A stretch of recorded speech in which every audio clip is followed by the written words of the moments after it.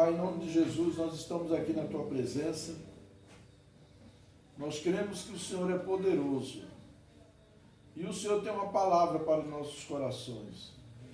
Abençoa nossas vidas, fala conosco. Eu me coloco na dispensação do Senhor para que eu possa ser um canal de bênção nesta noite, pelo qual o Senhor vai falar com a Tua igreja. Em nome de Jesus. Amém, Senhor. Amém. Amados, a carta do apóstolo Paulo aos Filipenses, capítulo 2, conforme nós vimos, ele traz alguns aspectos muito significativos para nós. Ele aborda primeiro sobre a exortação ao amor fraternal e à humildade. Depois ele vem falando sobre o exemplo de Cristo, quando se humilhou por nós. Depois ele vem falando, ainda no capítulo 2, sobre o desenvolvimento da nossa salvação. E no final, Paulo fala um pouco sobre os seus companheiros, sobre aqueles que caminharam com ele. A carta aos Filipenses, por incrível que pareça, nós encontramos no cristianismo as cartas paulinas. Filipos era uma cidade onde Paulo implantou a igreja. Paulo chegava numa cidade, ali ele iniciava uma igreja, fazia discípulos, formava líderes, ia embora, em outra cidade ele fazia a mesma coisa e assim por diante. E foi o que ele fez na cidade de Filipos, na cidade de Colosso, na cidade de Tessalônica, na cidade de Corinto, na cidade de Éfeso. Cada carta desta era endereçada a uma igreja daquela cidade. A igreja que estava na cidade de Éfeso, a igreja que estava na cidade de Corinto, a igreja que estava na cidade de Filipe. E aqui, essa carta, a carta aos Coríntios, o que eu acho impressionante é que a carta que Paulo mandou para os filipenses foi uma carta diferenciada de todas as outras. Porque na carta aos Coríntios, Paulo está falando com os irmãos de Corinto para corrigir erros doutrinários, indisciplina no culto. Todo mundo queria falar a língua ao mesmo tempo, todo mundo queria profetizar ao mesmo tempo. As panelinhas, havia as panelinhas, um grupinho aqui, outro grupinho de A, um grupinho de B, aquelas divisões que eu já falei para vocês. A ceia, que eles bebiam tanto que saíam da ceia embriagados. Então Paulo, ele estava corrigindo erros dentro da igreja. A carta que ele escreveu aos Coríntios foi uma carta exortando, corrigindo, disciplinando, como um pai fala com o filho quando está errado. Mas a carta aos irmãos de Tessalônica, Paulo está também corrigindo sobre a questão da dúvida quanto à ressurreição. Na cidade de Tessalônica, entraram-se falsos apóstolos pregando que não havia ressurreição. E Paulo corrige isso também. Depois nós encontramos outro problema na igreja de Colosso, onde Paulo pregou. Quando nós temos a carta aos Colossenses, foi um problema que havia na igreja de Colosso. Havia os cristãos judaizantes. Eles queriam implantar os costumes judaicos dentro da igreja cristã. Eles queriam obrigar os cristãos a praticarem as mesmas coisas dos judeus, como guardar o sábado, como fazer a circuncisão e essas coisas todas. E esse problema foi um problema na igreja de Colosso. Na igreja de Colosso teve dois grupos que entraram na igreja, falsos apóstolos, que entraram na igreja trazendo confusão no meio da igreja, na cidade. E um era o grupo judaizante, o outro era o grupo agnóstico, que pregava a adoração a anjos. É uma coisa esotérica, né? Então eles pregavam adoração a anjos e essas coisas todas. Então Paulo bateu em cima para corrigir. Existe anjo? Existe. A gente pode ver um anjo? Pode. Pode falar com um anjo? Pode acontecer da gente falar com um anjo. Mas não da gente ficar adorando o anjo como se fosse Jesus. Não podemos fazer isso, né? Mas no esoterismo tem, você acende a vela para o anjo da guarda, acende a vela para o anjo do dia tal, o anjo não sei o que lá, anjo não sei das quantas, as cores, não sei de que. Isso tudo é doutrina esotérica. Ah, você deu uma vela de 7 dias para o meu anjo da guarda com mel. Botar mel. Quem nunca fez isso, né? Já fez. Então, eu confessando meu pecado, eu já fiz. Aí tem que botar lá que é para adoçar a minha vida. Então, assim, quando a gente conhece a Jesus, essas coisas têm que cair na nossa vida. A gente abre mão disso aí. Então, Paulo estava corrigindo os irmãos na cidade de Colossos por causa desses ensinamentos, né, esotéricos. E depois nós temos os irmãos da Galácia, a igreja da Galácia, os Gálatas, quando ele também corrige, porque havia dois extremos também. Havia os cristãos que pregavam o judaísmo, querendo empurrar o judaísmo goela abaixo, que esse negócio de guardar o sábado, não comer isso, não comer aquilo, porque é pecado comer, não pode comer porco, não pode comer peixe com pele, isso aí tudo tradição judaica, e eles queriam implantar isso na igreja. E havia um outro grupo que dizia, agora nós somos livres, podemos fazer tudo, agora nós estamos em Cristo, a gente pode fumar maconha, a gente pode se prostituir, a gente pode roubar, a gente pode adulterar, a gente pode fazer o que quiser. Chama-se libertinagem. Então, a libertinagem cristã. Aí Paulo bate neles e diz, olha, Cristo nos chamou para a liberdade, não para a libertinagem. Então nós somos livres, nós não vamos ficar presos a espírito de religiosidade, a tradições religiosas, mas também nós não vamos entrar numa vida de vandalismo religioso, de banalidade do evangelho, né? Paulo corrigiu. Mas por incrível que pareça, a carta aos Filipenses já não foi assim. A carta aos Filipenses foi uma carta de agradecimento. Por que um agradecimento? Porque Paulo, ele como missionário, ele não ficava pedindo oferta a ninguém, não exigia que ninguém sustentasse ele. Mas cabia na consciência de alguns, né? Então os irmãos da cidade da Macedônia, os irmãos da igreja da cidade de Filipos, se reuniram, tiraram uma coleta, uma oferta, e mandaram Epafrodito, que era o pastor da igreja, levar a oferta e entregar em mãos para Paulo. Epafrodito viajou naquelas embarcações antigas, imagina aqueles navios velho, antigo, como que era, enfrentando aquelas tempestades. Então Epafrodito fez essa viagem dificultosa, adoeceu na viagem, quase morre, enfrentou embarcação, situação drástica nas embarcações, para entregar uma oferta ao apóstolo. E Paulo exorta, elogiando os irmãos.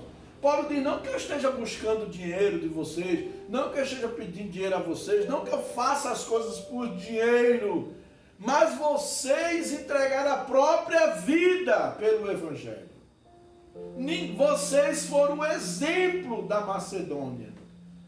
A simplicidade, o amor, a preocupação de vocês com o meu ministério, em me sustentar, foi isso que Paulo estava dizendo para eles. Vocês se importaram, ninguém se preocupou. Porque muitas vezes o missionário vai para o campo lá, a gente pensa que o missionário não come, não bebe, não veste roupa, não faz cocô, não urina, né? Não faz nada, ele é anjo, né? Então a gente não acha que. Mas ele precisa da nossa ajuda para poder pregar o evangelho.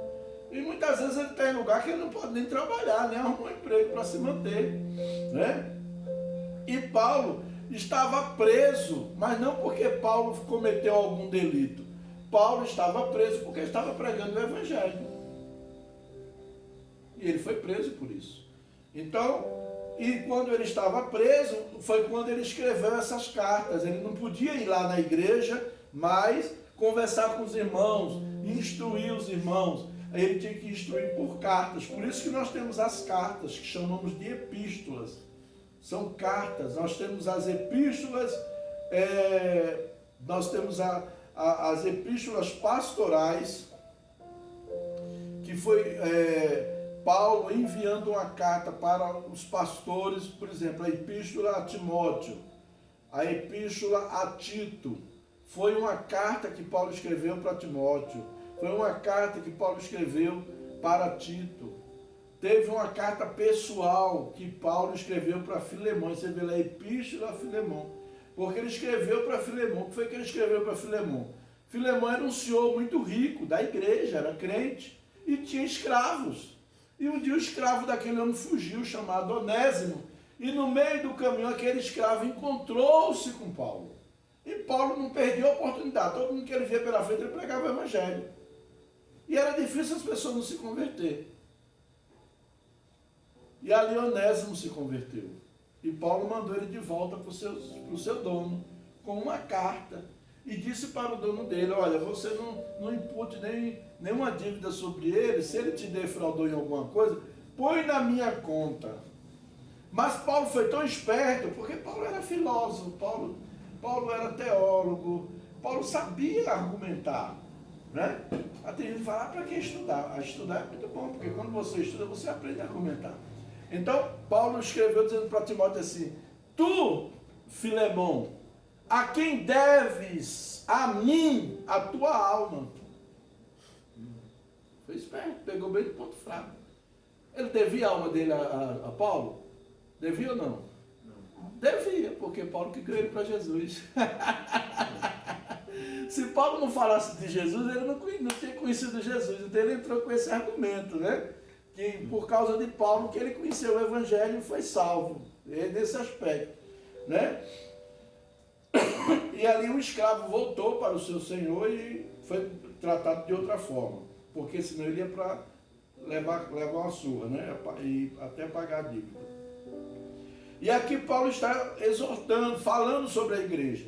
Aí ele vem falando nesse capítulo 2 de Filipenses, primeiro ele vem falando sobre o amor fraternal, o amor filéu, o amor filia, como diz os gregos, né? Os gregos definem bem o amor. O amor eros, que é o amor erótico, o amor ágape, que é o amor incondicional, e o amor filia, que é o amor fraternal. Então ele está falando desse amor. E ele diz assim, se há, pois, capítulo 2, né? Se há, pois, alguma exortação em Cristo, alguma consolação de amor, alguma comunhão do Espírito, se há entranhados afetos e misericórdias, completai a minha alegria, de modo que penseis a mesma coisa, tenhais o mesmo amor, sejais unidos de alma, tendo o mesmo sentimento. Então o apóstolo ele está falando para os irmãos de Filipos, na cidade de Filipos, sobre essa questão de nós termos o mesmo sentimento de amor uns para com os outros. A gente não fazer diferença, a gente não fazer discriminação, né? Ah, porque o outro é preto, o outro é branco, o outro é amarelo, o outro é buchudo, gordo, o outro é magro, o outro é... Não, o amor não é por aí. A gente não vai selecionar as pessoas, a gente vai amar as pessoas. Foi o que Jesus mandou a gente fazer, né? Depois aí ele vem dizendo aqui, né? Completar o meu gozo para que pensei a mesma coisa. Depois ele diz, nada façais por partidarismo ou vanglória, mas por humildade, considerando cada um os outros superiores a si mesmo. Quando ele fala fazer por partidarismo, ele está mostrando para os irmãos sobre esse amor fraternal, ensinando, mostrando para eles, não os acusando, mas mostrando como é importante o amor que existia entre eles. E que eles nunca viessem, que eles não estavam fazendo isso, mas que eles nunca viessem a fazer nada por partidarismo, né? Eu vou querer, eu vou fazer as coisas porque eu sou do grupo do Matinai, eu sou do grupo da Cláudia e eu já não quero saber do grupo do Matinai, eu já vou fazer para mostrar que eu sou melhor, eu vou mostrar que eu sou melhor do que o Neto. Então, eu estou fazendo por partidarismo. Eu tenho que fazer as coisas para agradar a Deus, não para mostrar que eu sou melhor do que o outro. É isso que o Evangelho mostra, né? Então, nós façamos por partidarismo, vanglória. O que é vanglória? Querer se mostrar, querer se exibir, querer receber a glória para Ele. A glória tem que ser dada a Cristo, meu irmão. A Bíblia diz que nossas justiças são consideradas trapos de imundícia. A nossa justiça própria para nada serve. Às vezes a gente é tão justiceiro, às vezes a gente quer ser tão, né, julgar as pessoas. E nós entramos nesse naipe de estar fazendo esses julgamentos, e nós acabamos entrando num erro terrível, né? Então ele diz assim, nada façais por partidarismo, mas por ou vanglória, para querer se aparecer. Uma das coisas muito que nós temos que ter cuidado é a motivação do nosso coração. Eu estou tocando instrumento, para que eu estou tocando? Eu estou tocando porque eu quero exaltar a Cristo ou porque eu quero mostrar que eu toco bem? Eu estou cantando aqui porque eu quero adorar Jesus ou porque eu quero mostrar que eu tenho uma bela voz e que eu canto melhor do que os outros, né? Então, às vezes, a motivação, você está fazendo a coisa até bonita, com bastante técnica, com aquela coisa toda, mas a motivação é errada. Você está fazendo para receber glória, para ser elogiado pelas pessoas, e não está fazendo para exaltar Cristo. E aí não adianta, Deus não recebe. Deus não recebe. Às vezes você está lá, eu até um dia estava falando, eu fui na Assembleia de Deus, lá todo a música, não sabia para onde ia, nem para onde vai. A gente também aqui de vez em quando faz isso, né? Não sabe para onde vai. Entendeu? Mas, aí da hora que eu estava olhando aquilo ali, Deus falou comigo, ela está dando o melhor que ela tem. Ela não tem preparo, ela não tem curso, e ela está dando o melhor, ela está oferecendo o melhor dela para Deus. Então que nós possamos oferecer o que nós temos e dar o melhor. Amém. Claro que eu não vou ser descuidado, relaxado, vou ensaiar, vou me preparar, eu acho que isso aí ajuda muito, né? Então eu vou procurar fazer o melhor que eu posso. Então eu vou ensaiar, vou chegar um dia durante a semana, hoje eu vou ensaiar as músicas que eu vou cantar, né, para que a gente possa dar o melhor para Deus, não para mostrar para o povo que a gente é cantor, que a gente é uma banda, que a gente já pode sair gravando, a gente é o som da vida e vai sair pelo mundo inteiro. Não, a gente está aqui para adorar a Deus. Amém? Depois ele diz aqui, não tenha cada um em vista o que é propriamente seu, senão cada qual o que é dos outros.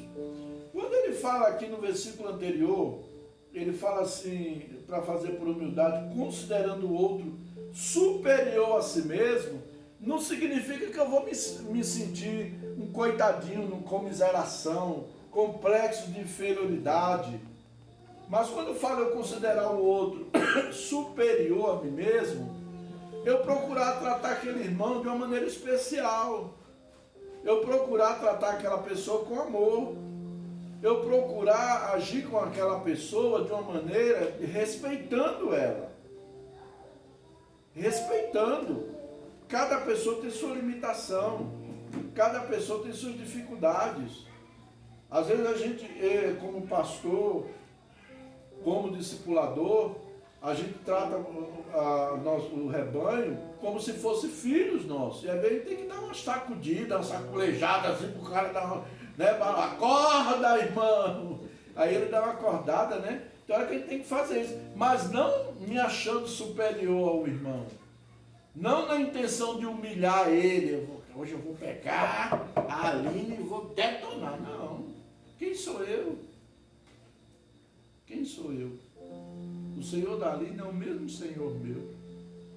Eu vou chegar, ver onde a Aline está precisando de ajuda e vou dizer, olha Aline, você está aqui assim, assim, assim, isso aqui você precisa mudar. A palavra de Deus diz isso, isso e isso. né? Eu trouxe água aqui, acabei de beber. Obrigado. Então, considerar o outro superior é eu não achar, não me sentir inferior, mas também respeitar, dar honra, honrar o meu colega, honrar o meu irmão em Cristo, honrar. Aí nós vemos a segunda divisão, que fala sobre o exemplo de Cristo na humilhação. Tende vós o mesmo sentimento que houve também em Cristo Jesus, pois ele, subsistindo em forma de Deus, não julgou como usurpação o ser igual a Deus. Antes, a si mesmo se esvaziou, assumindo a forma de servo, tornando-se em semelhança de homens e reconhecido em figura humana. A si mesmo se humilhou, tornando-se obediente até a morte e morte de cruz. Vocês sabem me dizer qual foi a maior dificuldade de Jesus aqui na terra? A maior dificuldade que Jesus enfrentou aqui na terra. Ou melhor dizendo, a maior tentação dele aqui na terra. Foi quando ele foi tentado pelo... Quando ele foi tentado pelo diabo. Também. Dentro da tentação com o diabo tem alguma coisa ali mais específica. Não agir como Deus. Não agir como Deus, muito bem. Porque o texto diz, ele não usurpou. Não era a hora dele se revelar como Deus. Era a hora dele se revelar como o Salvador dos homens. Tomou a forma de homem, humilhou-se a si mesmo, tomando a forma de servo. Então Jesus, ele poderia a qualquer momento dizer, não, eu sou Deus mesmo, eu vou para a cruz, nada, eu vou logo acabar com esse demônio aí, com esse diabo, e eu vou... Não, ele podia fazer. Mas ele não fez, porque se ele tivesse feito isso, a gente não estava aqui hoje falando do nome dele. Se ele tivesse feito isso, a gente não era salvo. Por quê? Porque a gente jamais, nós íamos imaginar que jamais um ser humano podia passar pelo processo de redenção da cruz. Então Jesus teve que passar tudo aquilo como homem. Ele teve que sofrer na pele as dores como homem, para poder vencer o diabo e nos dar a vitória. E hoje você é livre, você é salvo, eu sou salvo por causa que Jesus se humilhou. Jesus se humilhou, deixou sua glória, tem até a música do Fernandinho, né? Deixou sua glória por amor. Ele fez isso porque ele nos ama. E a Bíblia diz que ele foi obediente até a morte.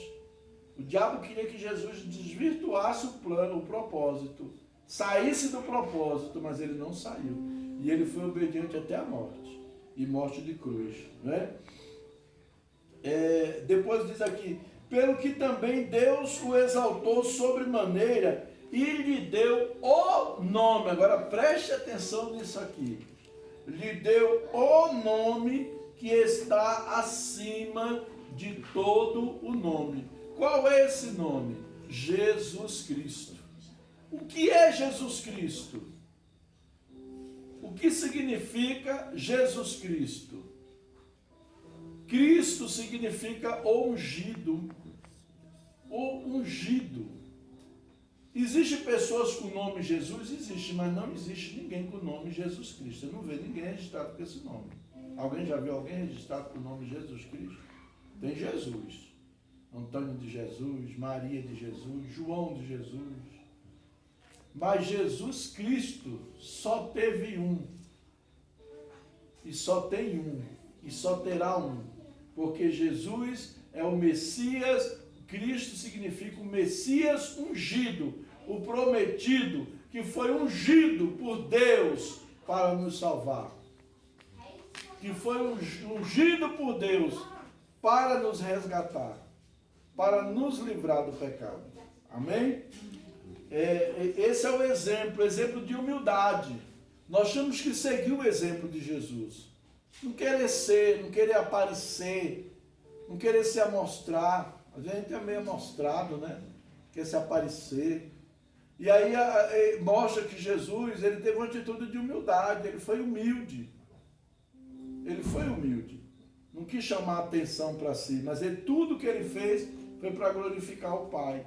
Hoje o Espírito Santo está na terra levando a gente a glorificar a Jesus, a glorificar a Cristo. Amém? Aí ele diz aqui, ó, pelo que também Deus o exaltou sobremaneira, ele deu o nome que está acima de todo nome, para que ao nome de Jesus se dobre todo joelho, nos céus e na terra e debaixo da terra, e toda língua confesse que Jesus Cristo é Senhor, para a glória de Deus Pai.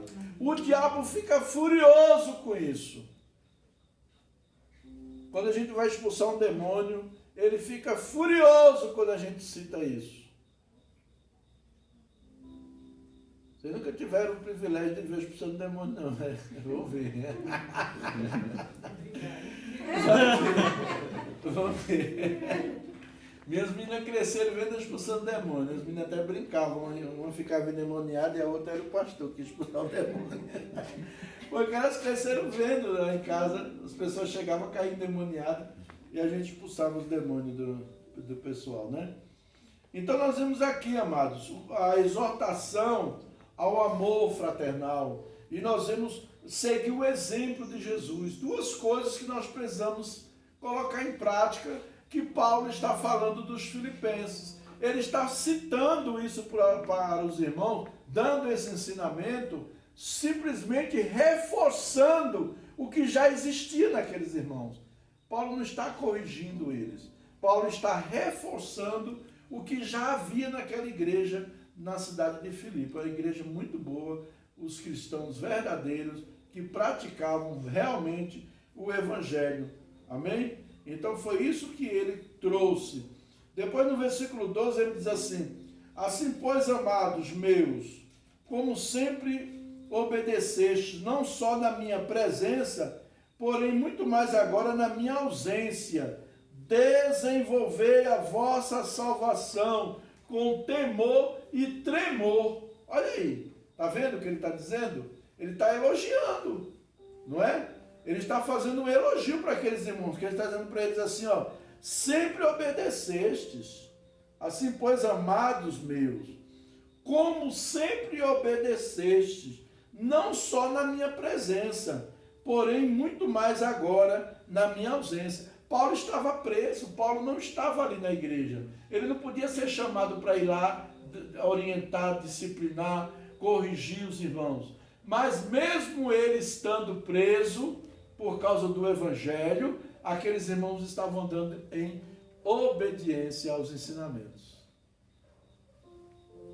Muitas vezes a gente quer fazer as coisas para os outros verem. O pastor está vendo, o irmão está vendo, aí eu fico bem santinho, bem... Só falta até criar asa para voar, né? Para dizer que sou anjo. Quando eu estou escondido, eu viro capeta. Você está entendendo? Quando não está o irmão da igreja, quando não está o pastor, quando não está alguém, eu me transformo no cão. E é isso que a palavra de Deus está dizendo, para a gente ter cuidado. A gente não ser cristão só na frente dos irmãos, na frente do pastor.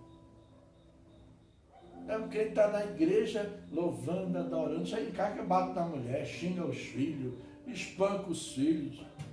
Não é não bater, você tem que bater, o menino tem que bater mesmo. Eu sempre falo, eu tenho 4 filhos, eu tenho 2, que era o Jefta e a Elito, que é mais velho.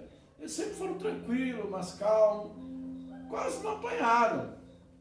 Mas eu tenho a Poliana Sulamita Misericórdia, os bichinhos viviam na ripa, porque eu não conseguia obedecer a ordem, a voz de comando. E é da natureza da criança, e a Bíblia diz que a gente tem que disciplinar. A Bíblia diz que a vara livra a alma da criança do inferno. A repreensão e a vara dão sabedoria, mas o filho entregue a si mesmo é a vergonha da sua mãe. Eu trabalho lá, eu vejo lá um bocado de rapaz cheio da grana, porque lá tem que ter dinheiro para internar. Mas filhos dissolutos, meninos que foram entregues a fazer o que queria. entrou nas drogas, entrou no crime, entrou num monte de coisa e está lá, se tratando para se recuperar. E muitos até respondendo processo na justiça. Filhos dissolutos. Você senta para conversar, você vê a história de cada um, dissolutos. E você tem que disciplinar. Não é pecado. Você não vai espancar seu filho. Até eu estava falando sábado num evento para casais. Falei, olha, você não, a lei da palmada é para você não espancar a criança. Existe um equívoco sobre a lei da palmada. Ah, não pode bater na criança não, porque o conselho tutelar vai vir. Não, não é assim. O conselho tutelar vai vir na sua casa se você espancar o seu filho, maltratar. Agora você pegar uma correinha e dar umas lapadas nele, que ele precisa de vez em quando, é bom. Para corrigir. E quanto mais cedo você corrigir, melhor. Porque a criança forma o caráter até os 7 anos de idade. Depois dos 7 anos, você vai só reforçar o que ele já aprendeu. Aí tem pai que vai deixar para disciplinar o filho quando ele está com 12 anos. Aí quando ele vai disciplinar o moleque está forte, musculoso, dá um murro nele. E uma vez uma mãe veio chorando conversar comigo que a filha avançou em cima dela, rasgou ela toda. Eu nunca bati nela. Eu falei, agora entendi por que você apanhou dela. Porque você nunca bateu nela. Meus filhos estão casados, mas não estão nem doidos vir para cima de mim, porque eu meto a mão mesmo. Sem pena. Tem que disciplinar, né? Então, Paulo está falando sobre isso aqui, sobre esse ensinamento, né? Sobre o coração daqueles irmãos. Era um coração de obediência, que obedeciam a palavra de Deus. E é importante isso nas nossas vidas, né? Obedecer. Depois ele diz aqui, ó, porque Deus é quem efetua em vós tanto o querer como o realizar, segundo a sua boa vontade. A vontade de Deus na sua vida vai acontecer, meu irmão.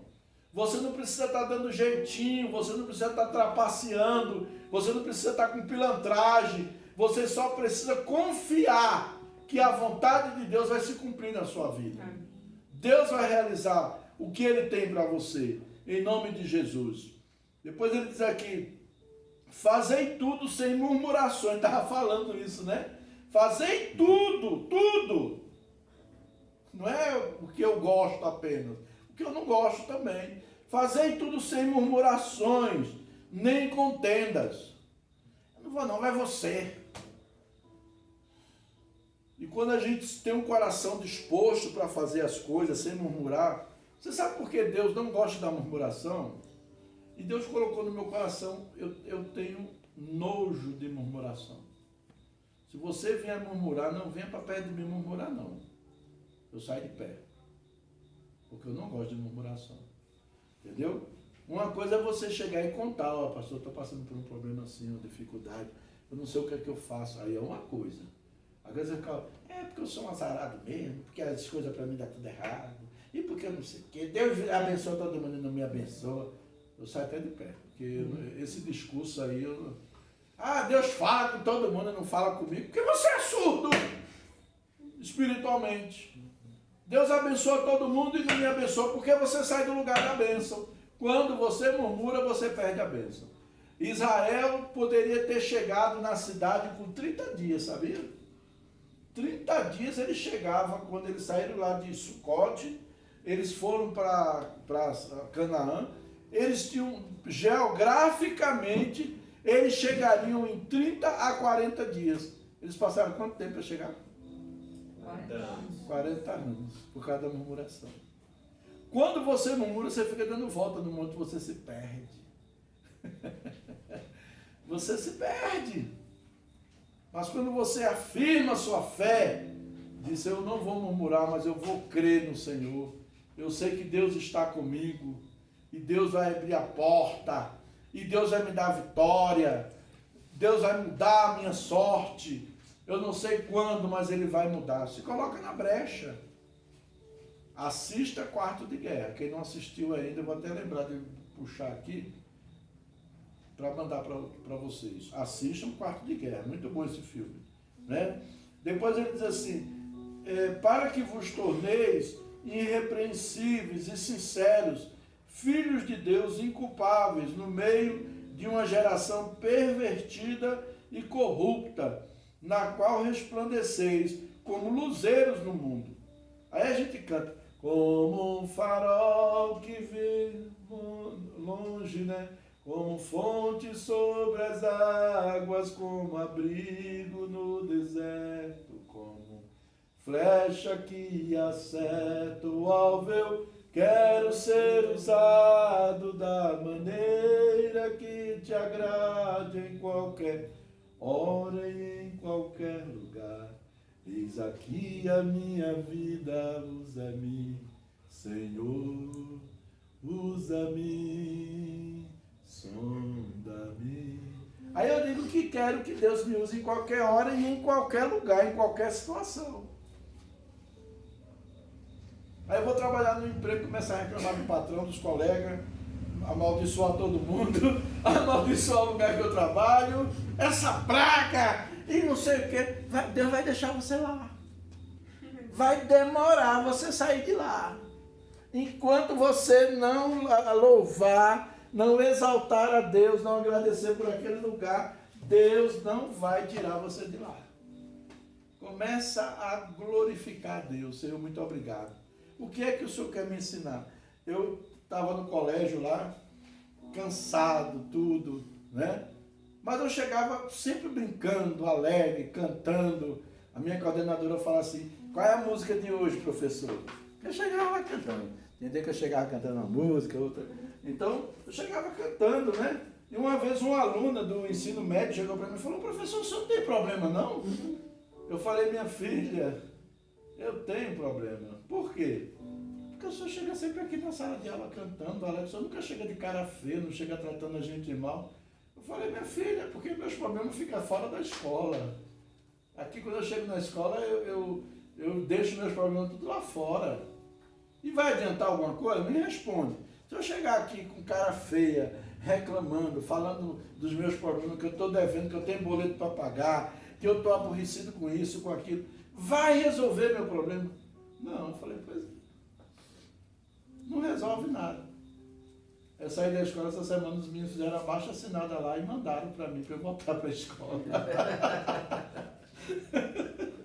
Os professores mandando mensagem, aqui está tão triste sem você. Eu digo, infelizmente, né?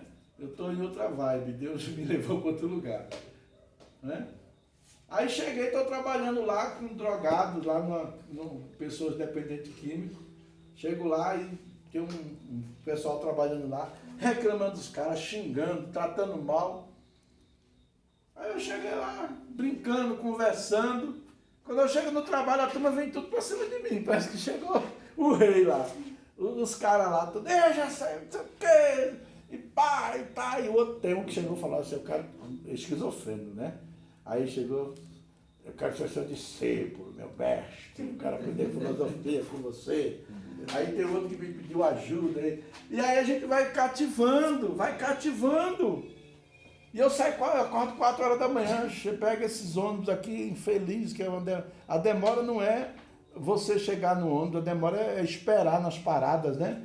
Então, chego lá, aí aquela coisa toda, quando eu descobri, foi ninguém que descobriu, eu descobri, os caras estavam planejando amarrar um funcionário lá e tocar fogo nele.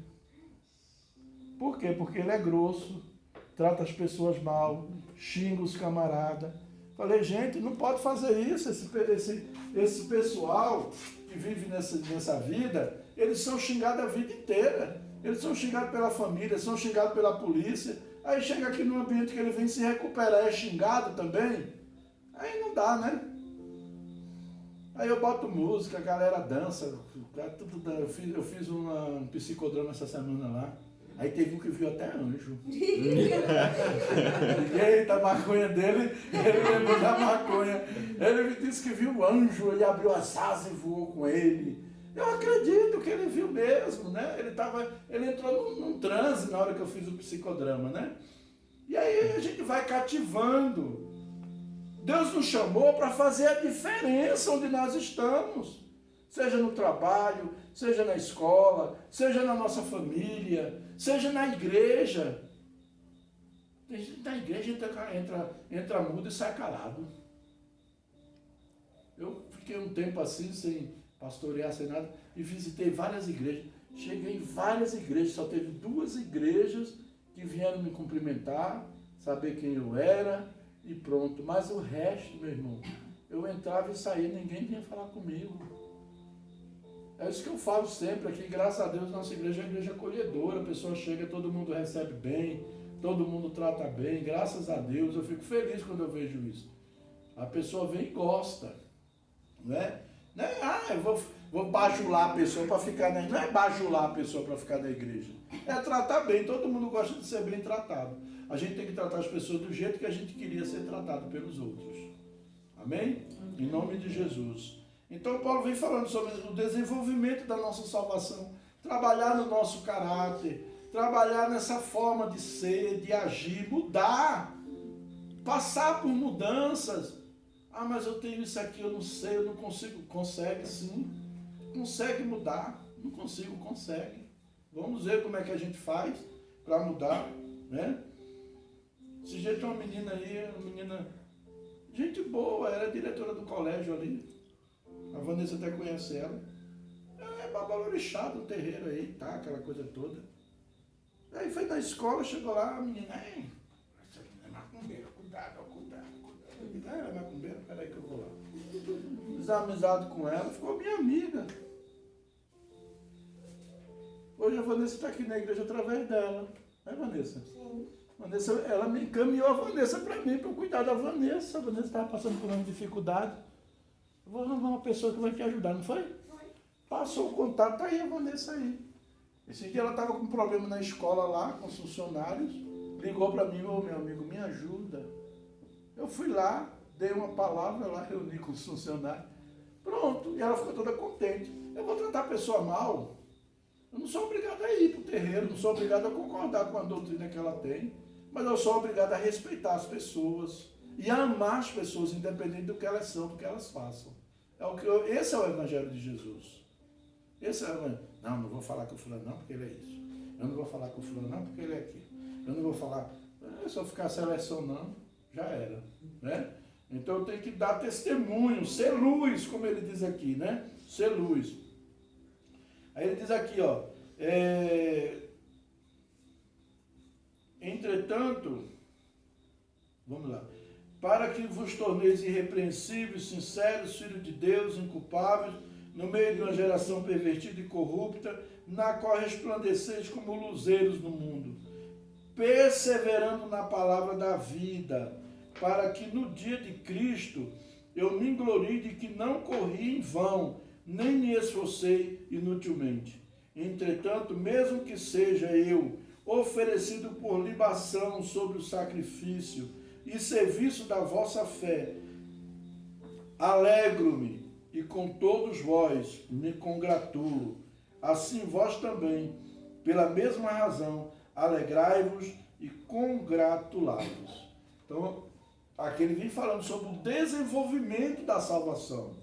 São as mudanças, são as atitudes que nós vamos ter, ser luz. O que eu preciso para iluminar o ambiente? A Bíblia diz que eu sou luz e sal. Sal serve para quê? Para temperar. Eu vou temperar o ambiente onde eu estou. Eu vou iluminar o ambiente onde eu estou. Eu vou fazer a diferença. Se eu não estou conseguindo, Jesus me ajuda. Está tão difícil. Meu patrão é mau, não paga, atrasa o pagamento. Me ajuda, Senhor, a não olhar para essas coisas e ser luz ali onde eu estou. Pronto. E eu vou ser luz. De repente as coisas mudam. De repente as coisas mudam nas nossas vidas, né?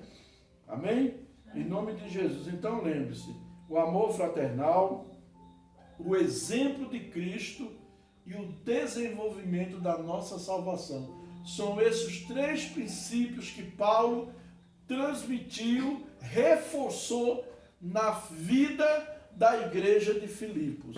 E hoje nós aqui estamos reforçando esses princípios nas nossas vidas. Estou transmitindo eles para que nós possamos reforçá-los, viver um amor fraternal, se ajudar mutuamente um ao outro, né? Não ser crítico, mas ser um amigo, ser uma extensão, eu vou ajudar o meu irmão, né? Seguir o exemplo de humildade de Jesus e desenvolver a minha salvação. Amém? São esses 3 princípios que Paulo apresenta no capítulo 2 da carta aos Filipenses. Depois tem muito mais coisas ainda.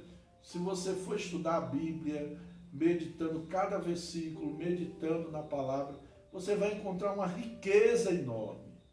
Uma riqueza. O problema nosso é que a gente lê a Bíblia como que estivesse lendo um jornal ou um gibi. Não. Leia a Bíblia como quem está aprendendo mesmo. O que Paulo quis dizer, para quem que ele escreveu isso, por que ele escreveu isso. Tiver dúvida, anota num caderno, chega aqui e me bombardeia, pastor, por que isso aqui? Por que isso? Né? O Diego e a Fran, sempre a gente está reunindo aqueles vêm aqui, a gente está fazendo trabalho com eles aí, e aí eles perguntam, mandam mensagem no celular, e quando vem pergunta, isso aqui, pastor, e tá. Isso é importante, porque vai crescer. Você vai crescer. Não tenha vergonha de me perguntar, não está me incomodando não. Se eu não te atender na hora, se você ligar, mandar uma mensagem, eu não estou atendendo, às vezes eu não vou atender na hora que eu estou com alguma ocupação, mas em seguida eu vou retornar para você, tenha certeza disso. Na hora que eu estiver livre, eu vou retornar. Amém? Vamos ficar de pé, vamos orar e pedir que Deus faça com que esses exemplos que Paulo exaltou, esses exemplos que Paulo enalteceu, firmou da igreja de Filipos, que esses mesmos princípios, eles sejam fortalecidos em nós, que nós possamos atentar para isso nas nossas vidas. Amém? Em nome de Jesus. Pai de amor, eu quero agradecer ao Senhor pela Tua palavra que foi ministrada nesta noite. E eu quero pedir por cada irmão que aqui se encontra, eu louvo a Ti pela vida de cada um deles, meu Deus, porque são bênçãos, são pessoas que o Senhor tem trazido para caminharmos juntos. Pai, em nome de Jesus, que nós possamos verdadeiramente ser luz no meio das trevas, que nós possamos seguir o Teu exemplo, que nós possamos desenvolver a nossa salvação, não ficar parados, paralisados, estagnados na nossa fé, mas que nós venhamos cada dia mais crescendo, desenvolvendo, em nome de Jesus. Em nome de Jesus. Amém, Senhor. Amém. Graças a Deus.